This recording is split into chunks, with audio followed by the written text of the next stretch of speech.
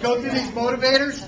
We're going to see how these work in the election and politics and maybe even in school, maybe even with teachers or other students. So let's take a look at the first motivator. The first motivator is scarcity. Anybody have an idea what scarcity is as a motivator? Anybody? Scare them. Go ahead. Yeah. Motivate and influence them by scaring them, right? You guys ever hear? How about this? Let's look at this. Tell me who this is. Which candidate is this? Are you better off today than you were 8 years ago? Gas prices are up. We got men and women in war dying every single day. The economy is on the verge of a depression. Can you take 4 more years of this? You got one chance, and that's Tuesday. You vote for me, I'll lower gas prices, end the war, and fix the economy. I'm your last chance. If you don't vote for me, I don't know what's going to happen. Now, the only one that's left would be McCain. Now, what would McCain do? Anybody have an idea? Vote for me, my friend. Yes. Yeah, he says that too much, doesn't he? Should I start with that? Sure. Vote for me, my friends, because Obama lacks experience. There are terrorists around every single corner, and they are going to test Barack Obama.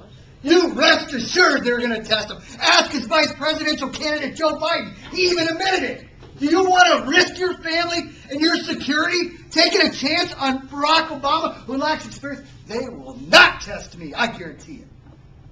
They know I'm an old, crazy man. No. but you see, he's trying to scare you on the terrorism, right? Trying to scare you on the terrorism part of it. Barack Obama's trying to scare you because right now our economy's tough. We're in a war. Gas prices are up. They're down a little bit now, but they have been up. How about this one? Social proof. Anybody have any idea what social proof is? Reputation, social proof. Do you think there is going to be people voting in this election that have never voted before? Yeah. Mm-hmm. Because their friends are voting and they're all going to go vote together. Social proof would be, how about this Hollister? Everybody, you see that in high schools a lot, Hollister, right? Right. Okay, but you said, yeah, what did you say? You don't like Hollister?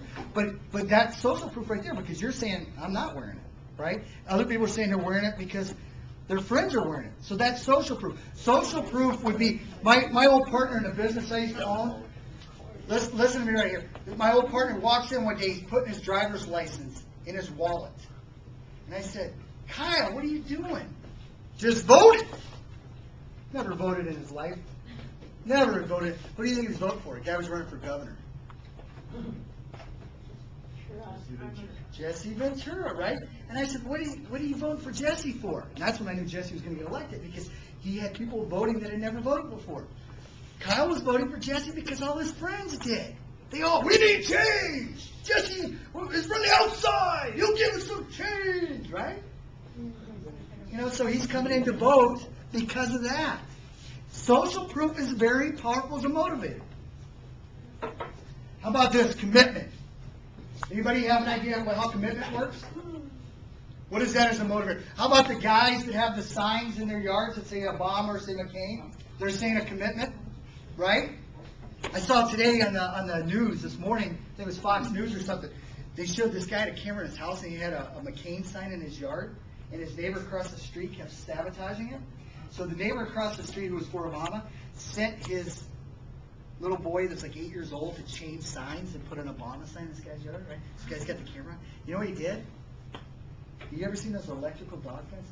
Oh. He put that on the sign, and he shows this little kid, 8 years old, goes and grabs the sign, shocks him like that, and he goes running, and then his dad was very happy, and the police got involved and all that stuff.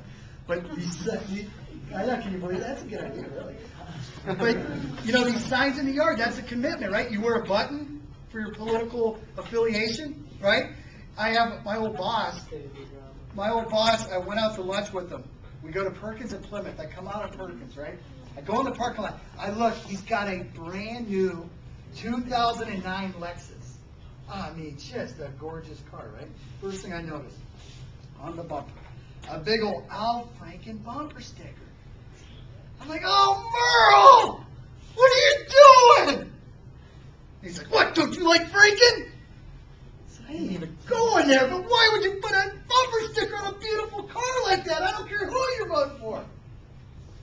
not committed.